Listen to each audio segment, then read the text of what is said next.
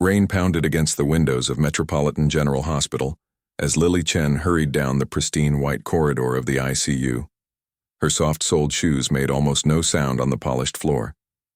She had been working at this hospital for 7 years now, and the night shift had become as familiar to her as her own apartment.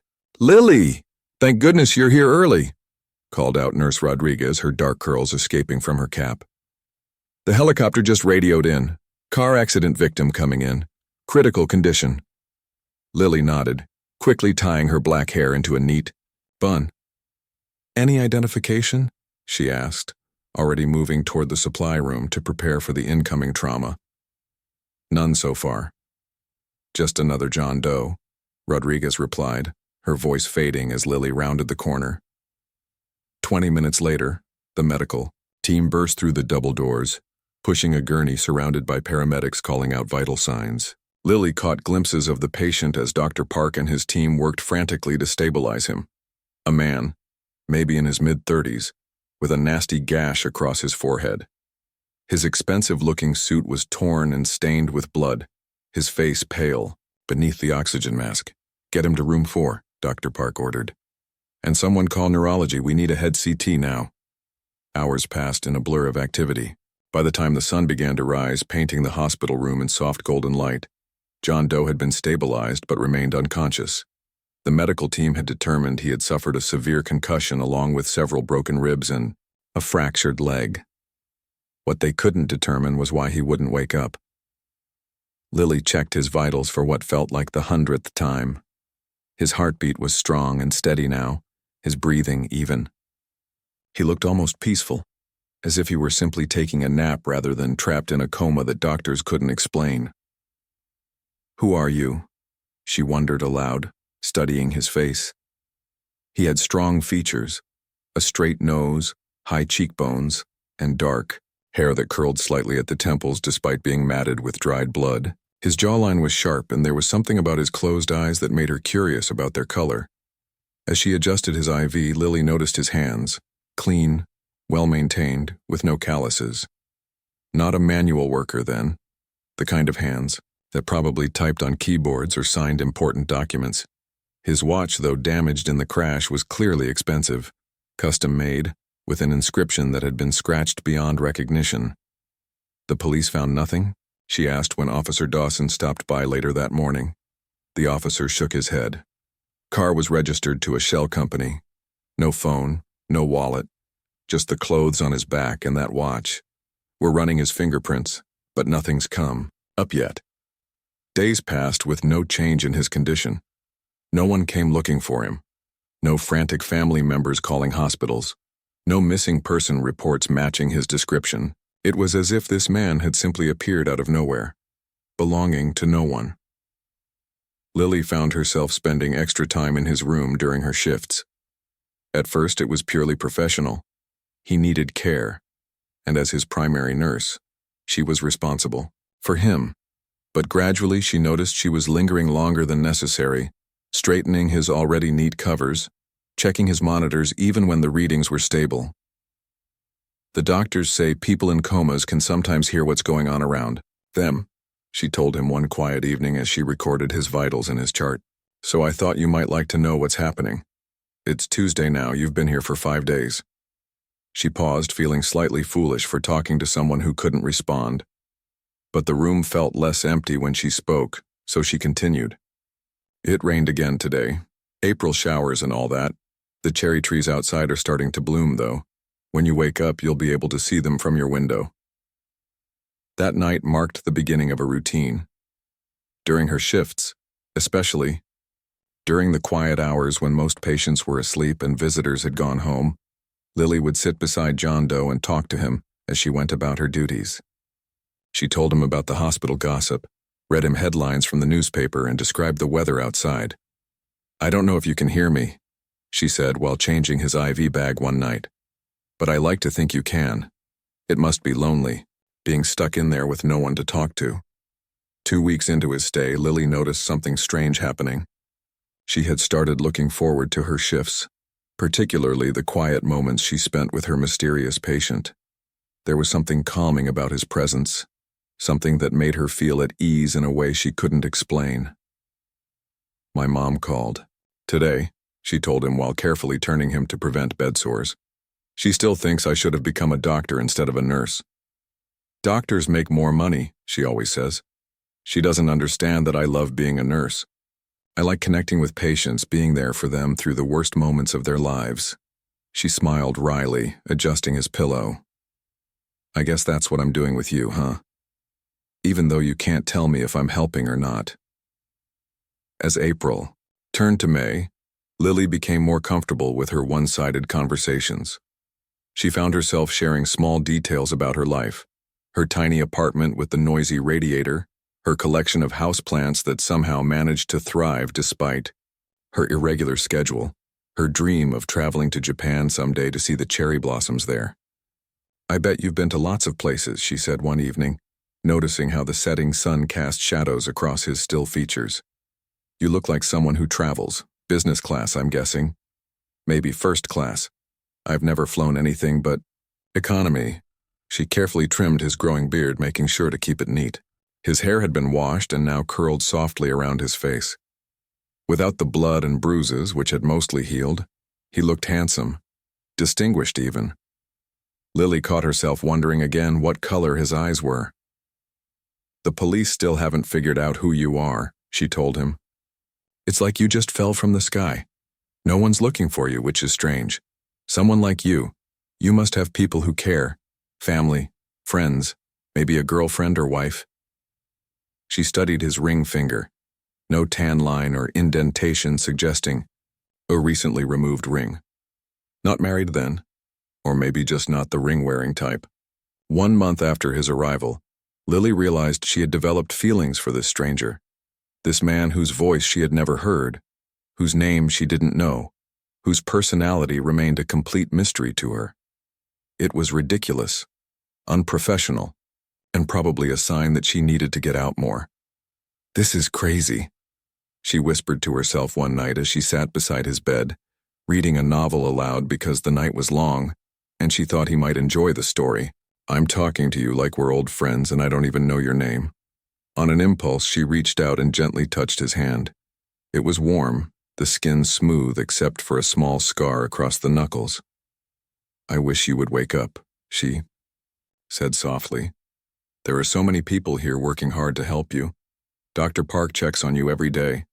The physical therapists come to work your muscles, and I'm here, talking your ear off. She gave his hand a gentle squeeze. Wherever you are, try to find your way back. Someone's waiting for you, I'm sure of it. And until they find you, I'll be here. That's a promise. As she turned to leave, Lily didn't notice the slight twitch of his fingers, the first movement he had made on his own since arriving at Metropolitan General. And she certainly couldn't have known that deep in his unconscious mind, a voice, her voice, was slowly guiding him back to the surface, back to a world where a kind-hearted nurse had no idea that the patient she was caring for was one of the richest men in the country. 3 weeks had passed since the mysterious man had been rushed into Metropolitan General Hospital. The staff had taken to calling him John, in the absence of any real identification. For Lily, though, he had become David in her mind, named after her favorite character from an old book her grandfather used to read to her, a strong, quiet presence that somehow made her feel both calm and oddly understood. The night shift was quieter than usual. Rain tapped gently against the windows, creating a soothing rhythm that made the late hours feel less lonely. Lily checked her watch as she finished helping an elderly patient back to bed, just past midnight. Time for her usual visit to David's room. Knock, knock, she said softly as she entered, though she knew he wouldn't answer. It was just part of their routine now, her little way of respecting his space even in his unconscious state. Just me again. Thought I'd come by and check. On you. She moved efficiently around the room, checking his IV line, recording his vital signs, and adjusting his position slightly to prevent pressure sores. His condition remained stable, brain activity normal, breathing steady, color good. Physically, he was healing well. The mystery was why he wouldn't wake up. You're doing great. she told him, gently moisturizing his hands, another part of their nightly ritual. Dr. Park says your latest brain scans look promising. Whatever's keeping you under, it's not because of physical damage anymore. The hospital was eerily quiet at this hour. Somewhere down the hall, a phone rang at the nurse's station, but Lily knew Nurse Thompson would answer it. This was her time, the precious minutes she had come to treasure during her hectic shifts. You know what's funny?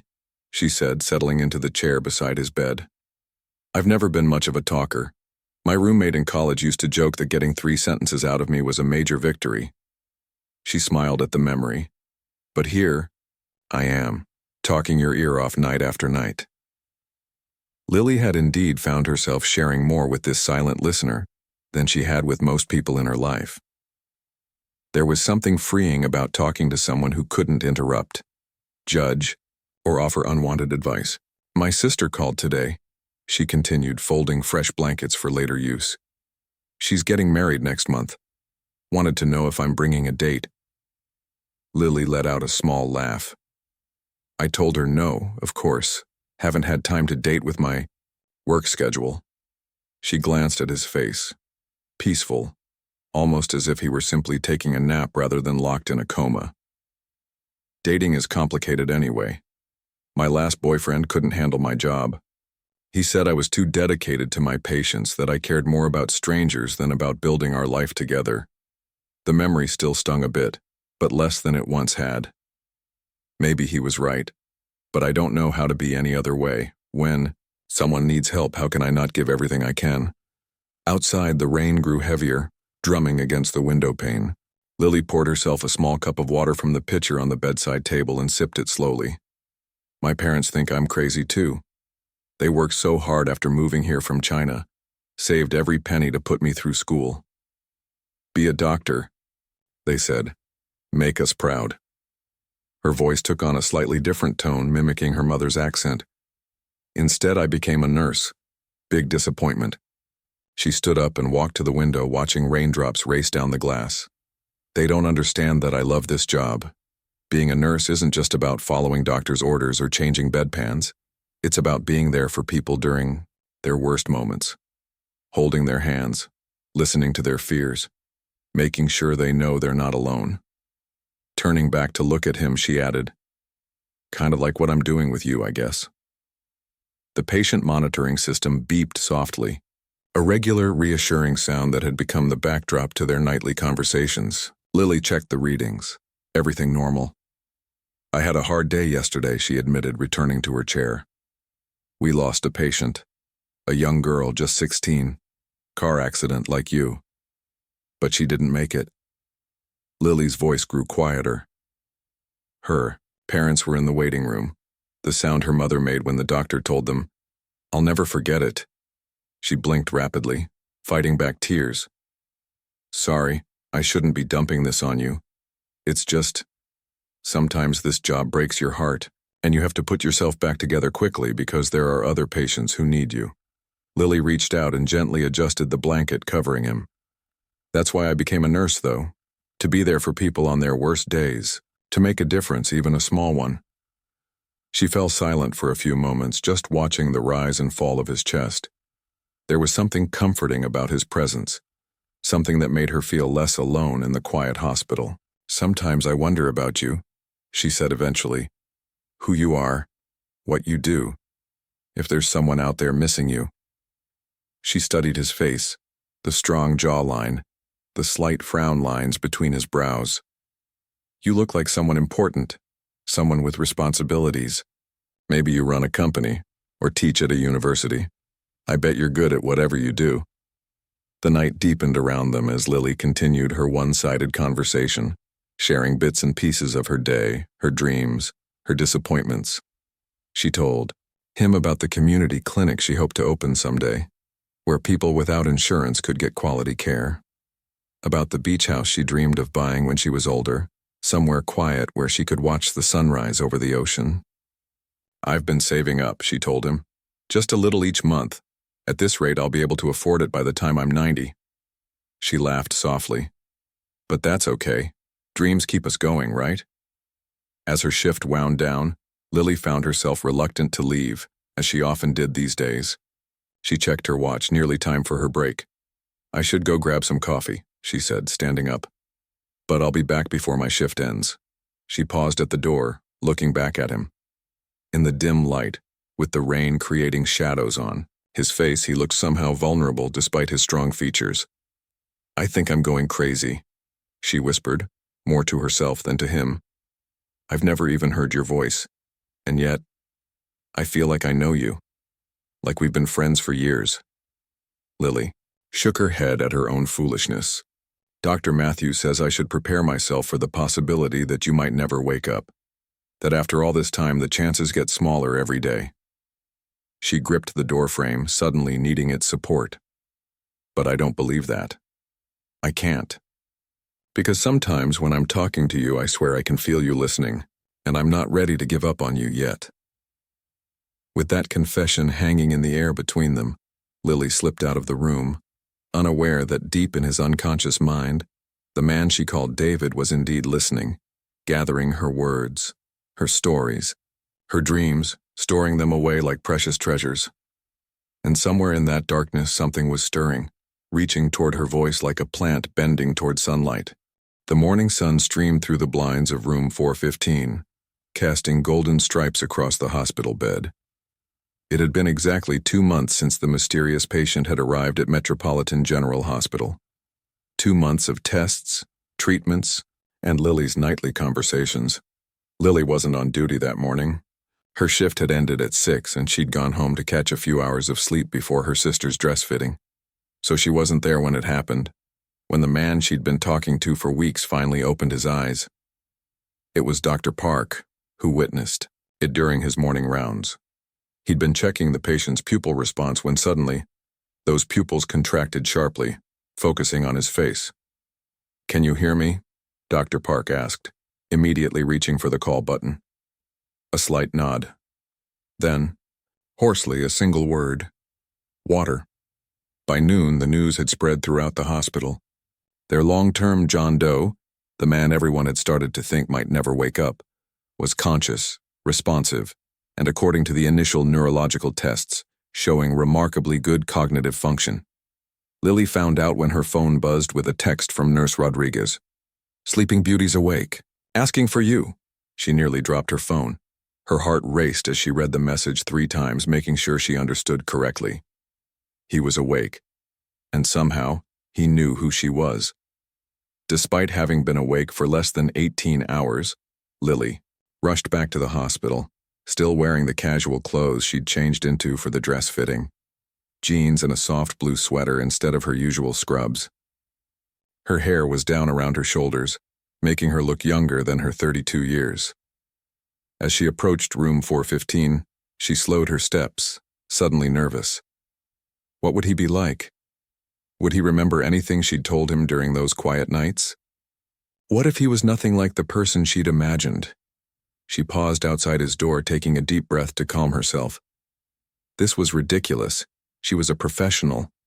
She'd cared for hundreds of patients. There was no reason for her hands to be shaking like this. Gathering her courage, Lily knocked softly and pushed the door open. The room looked different somehow, brighter, more alive. And there, sitting up slightly against his pillows, was the man she'd come to know so well without ever really knowing him at all. His eyes, a striking deep blue she hadn't been able to see until now, focused on her immediately. Something flickered across his face, recognition, relief, something she couldn't quite name. "You're Lily," he said, his voice rough from disuse but surprisingly warm. She froze in the doorway, her mouth slightly open in surprise. "Yes. How did you know?" "Your voice," he replied simply, the ghost of a smile touching his lips. "I know your voice." The implications of those 4 words hit her like a physical blow. He had heard her. All those nights, all those conversations, all those confessions. He had been listening. Before she could respond, the door behind her opened wider, and 3 men in expensive suits walked in, followed closely by Dr. Park. They all wore expressions of barely contained excitement, with the exception of Dr. Park, who looked slightly apologetic. "Mr. Donovan," said the tallest of the suited men, an older gentleman with silver hair and sharp eyes. Thank goodness you're awake. The board has been in complete disarray. We've been searching everywhere for you. Lily's confusion must have shown on her face because Dr. Park quickly stepped forward. Nurse Chen, allow me to formally introduce you to your patient. He gestured toward the man in the bed. This is Andrew Donovan, founder and CEO of Donovan Technologies. The name echoed in Lily's head, recognition dawning slowly. Donovan Technologies, one of the largest tech companies in the world. Its founder was known to be brilliantly innovative, but intensely private. Few photos of him existed, and he rarely made public appearances, preferring to work behind the scenes. And she had been calling him David in her head all this time.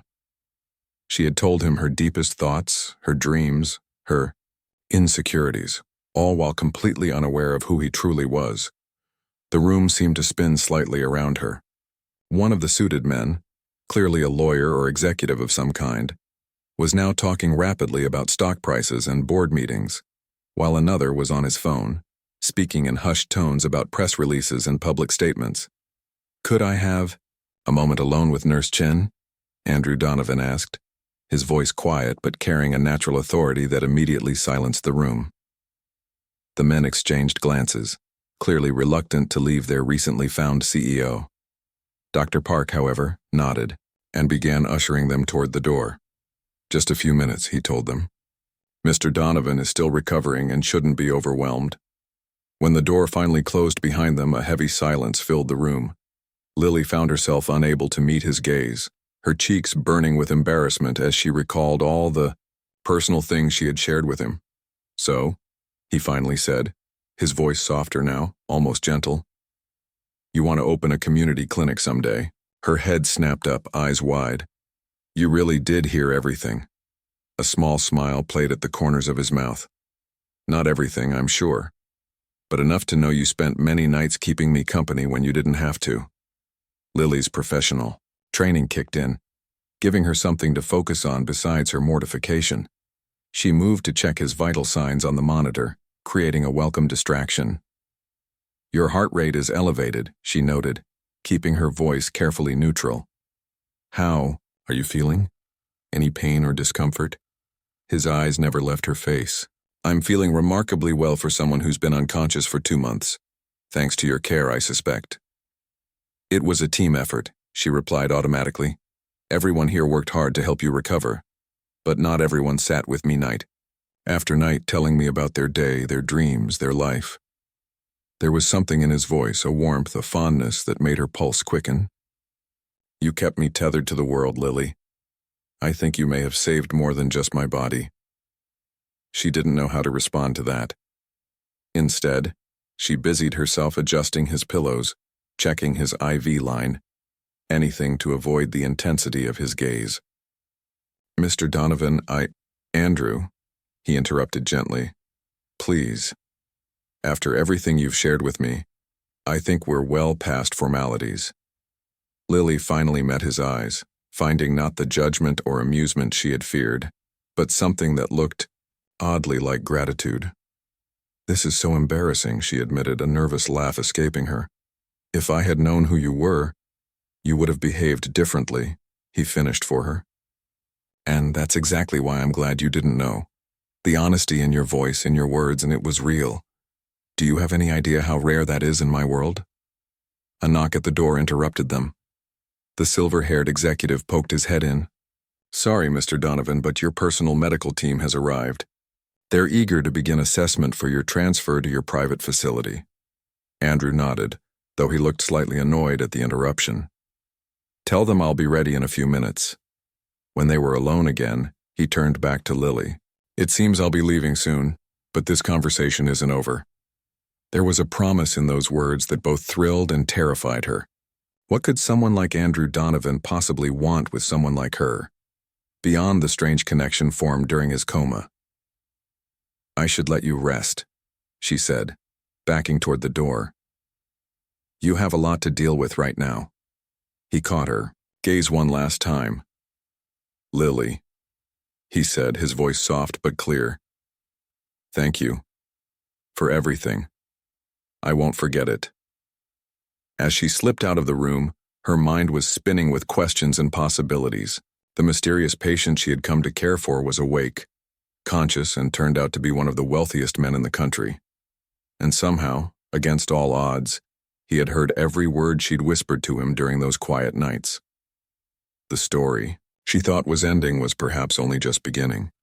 The next 2 weeks passed in a whirlwind of activity around room 415.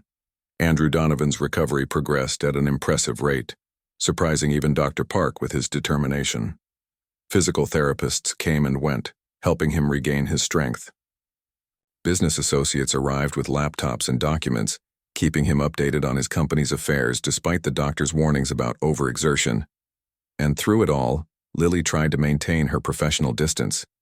It wasn't easy. Every time she entered his room to check his vitals or administer medication, she felt his eyes following her, warm and attentive in a way that made her heart beat a little faster.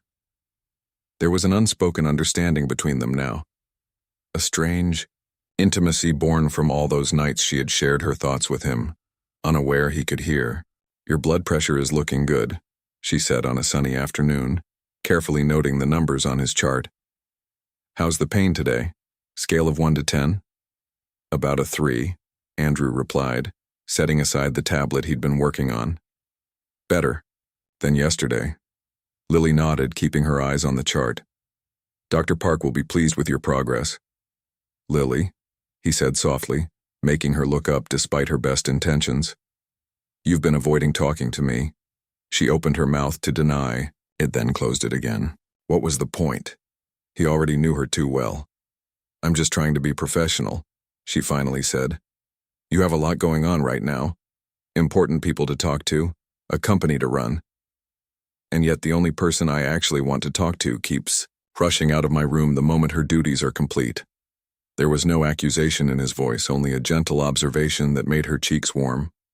"It's complicated," she admitted, fidgeting with her pen. "You know things about me, personal things that I wouldn't normally share with a patient. Or with a billionaire," he added, raising an eyebrow.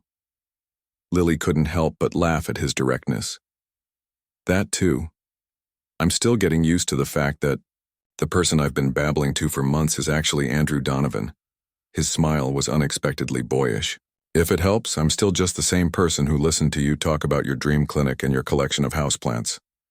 Before she could respond, the door opened, and a sleek woman in a designer suit strode in, followed by Andrew's ever-present assistant, Tom. "Mr. Donovan, the arrangements for your discharge have been finalized," the woman announced, barely acknowledging Lily's presence. "Your home medical team is ready, and we've prepared the east wing of your estate for your recovery period." Lily took this as her cue to leave. She gave a small nod and headed for the door, but Andrew's voice stopped her. "Jenny, could you and Tom give us a minute?" The woman looked surprised but quickly composed herself. "Of course. We'll be right outside."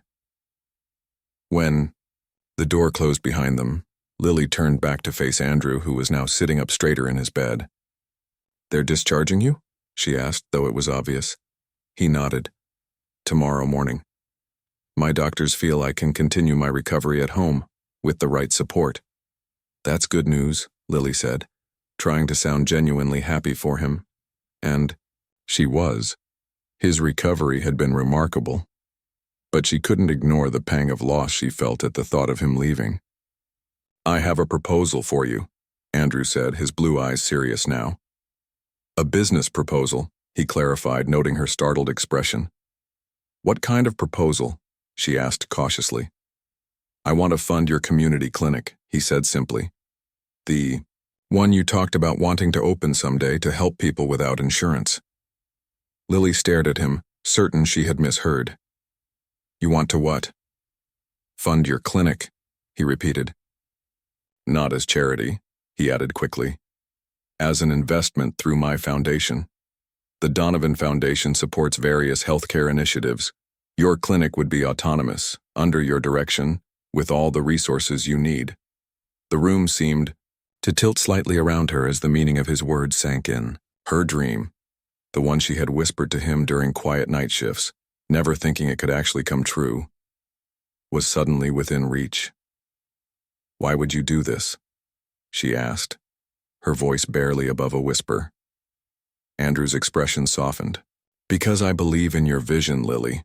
The way you described it, a place where people could get quality care regardless of their ability to pay, where they would be treated with dignity. It's exactly the kind of project my foundation was created to support." He paused, then added more quietly, "And because I want to know the real Lily Chen, not just the voice that guided me back from darkness." The sincerity in his eyes made her throat tight with emotion. This was too much, too fast. Her dream handed to her on a silver platter by a man who had heard her most private thoughts while unable to respond. I don't know what to say," she stammered. "Say you'll think about it," he replied. "That's all I'm asking for now." Lily took a deep breath, trying to organize her thoughts. The professional part of her knew this was crossing boundaries. The dreamer in her couldn't help but imagine what she could do with such an opportunity. "It's a lot to take in," she finally said. "This isn't just about the clinic, is it? It's about—" She gestured vaguely between them, unable to put into words the strange connection they shared. Andrew's gaze was steady. "No, it's not just about the clinic, but the offer stands regardless of anything else that might or might not happen between us. No strings attached." Those 3 words, "no strings attached," should have reassured her. Instead, they left her feeling oddly disappointed. "Your world and mine are very different," she said softly. "They don't have to be." The simplicity of his response caught her off guard. Before she could formulate a reply, his assistant knocked and poked his head in. "Sorry to interrupt, but your legal team is on the conference call, sir." Andrew sighed, looking genuinely regretful. "I need to take this, but Lily, promise me you'll think about it. My foundation will contact you next week with the formal proposal." She nodded, grateful for the interruption that gave her time to gather her thoughts. "I'll think about it." As she left the room, her mind was spinning. Everything was happening so fast, too fast. Just weeks ago, she had been whispering her secrets to an unconscious patient. Now that same patient was offering to make her deepest dream a reality. The logical part of her brain warned caution. What did Andrew Donovan really want from her? Was this just a billionaire's whim, a way to ease his conscience or satisfy his curiosity? And even if his intentions were genuine, what would people think? The wealthy CEO and the nurse who cared for him during his coma. It sounded like something from one of those romance novels her sister loved. Yet as she continued her rounds, checking on other patients and going through the familiar motions of her job, Lily couldn't help but feel a spark of hope. Maybe, just maybe, there was a chance her dream could become reality. The next morning, a small crowd gathered at the hospital's private exit as Andrew Donovan was discharged. Lily watched from a distance as he was carefully helped into a sleek, black car surrounded by assistants and security personnel. Just before getting in, he looked up, his eyes scanning the small crowd until they found her. He smiled. A real smile, not the polished one he had given the hovering hospital administrators, and gave her a small nod. A promise, perhaps. Or just a goodbye. As the car pulled away, Lily wondered if she would ever see him again, or if this strange chapter of her life had come to an end.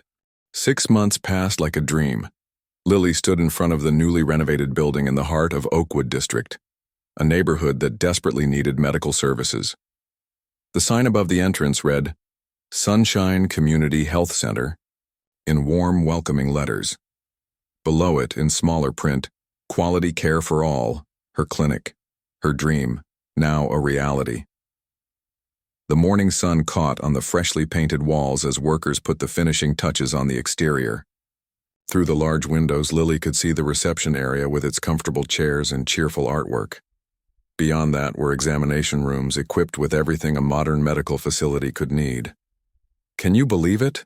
asked Nurse Rodriguez, who had left her hospital job to join Lily's team. "We open tomorrow." Lily shook her head, still amazed by how quickly everything had come together. True to his word, Andrew Donovan's foundation had contacted her a week after his discharge from the hospital. The proposal had been straightforward. full funding for a community clinic under her direction, with no strings attached. After 2 weeks of careful consideration, countless conversations with friends and family, and one very long talk with Dr. Park, Lily had accepted the offer. What followed was a whirlwind of activity, finding the right location, navigating permits and regulations, hiring staff, ordering equipment. Through it all, Andrew Donovan had remained surprisingly distant. His foundation representatives handled everything professionally, always respecting her decisions and vision for the clinic. But from the man himself, there had been only polite emails checking on the project's progress. Part of her was relieved. The strange connection they had formed during his time in the hospital had been intense and confusing. The distance gave her space to focus on bringing her dream to life without the complication of whatever feelings might exist between them.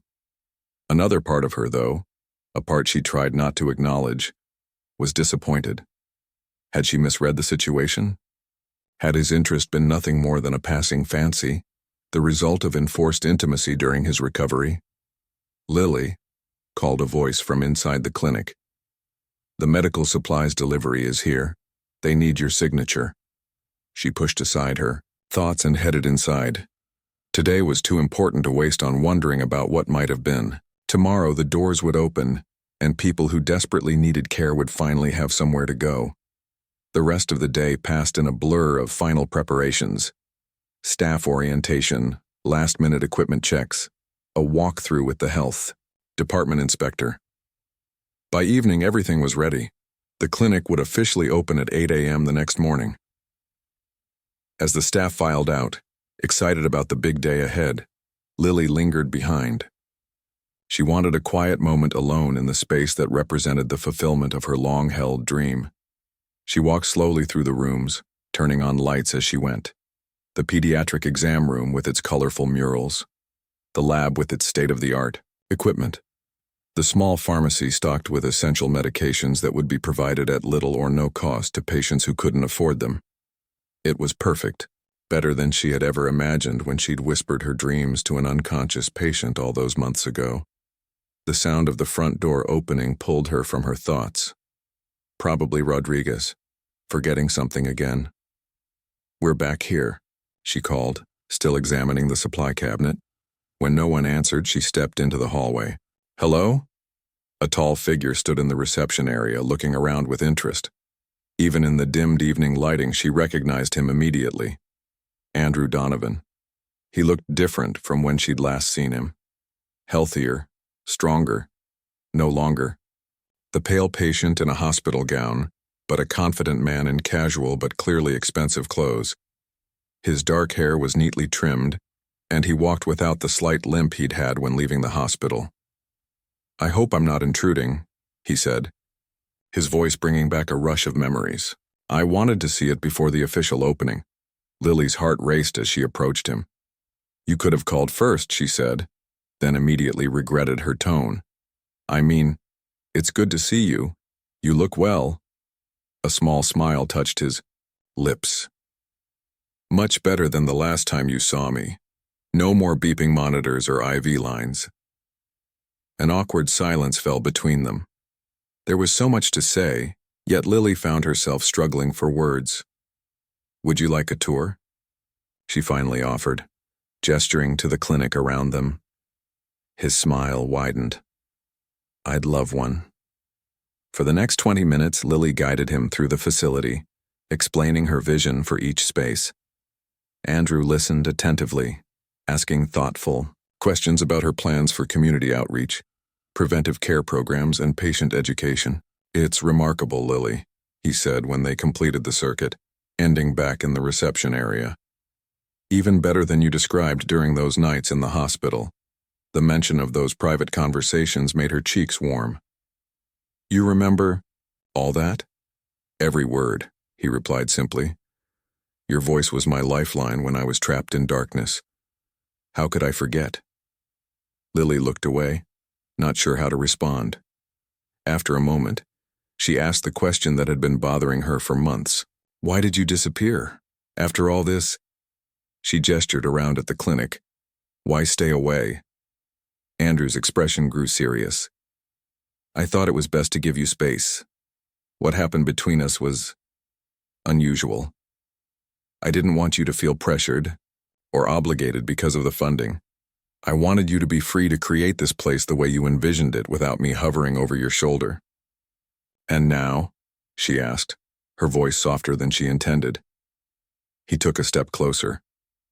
Now I'm here to ask if you'd have dinner with me, not as a former patient or as the founder of the organization that funded your clinic, just as a man who wants to get to know you better, the real you, not just the voice that guided me back to consciousness. Lily studied his face, searching for any sign of insincerity. She found none, only a genuine warmth in his blue eyes.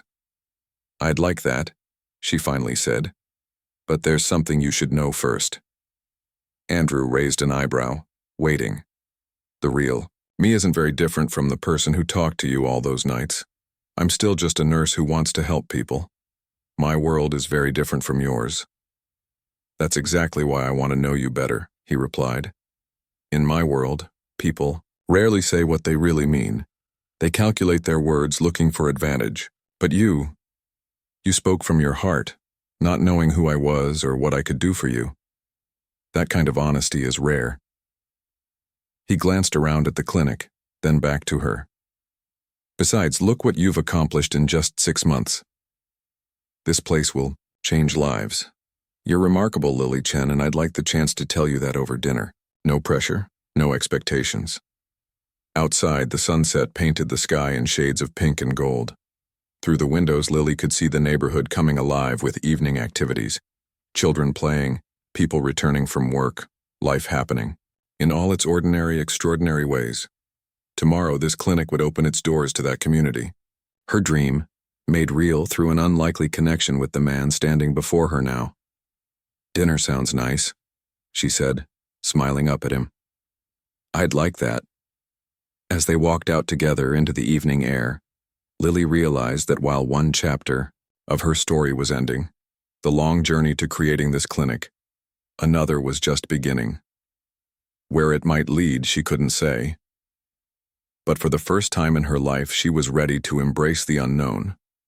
After all, the most meaningful connections often begin in the most unexpected ways, even in the quiet whispers to someone who, against all odds, is listening.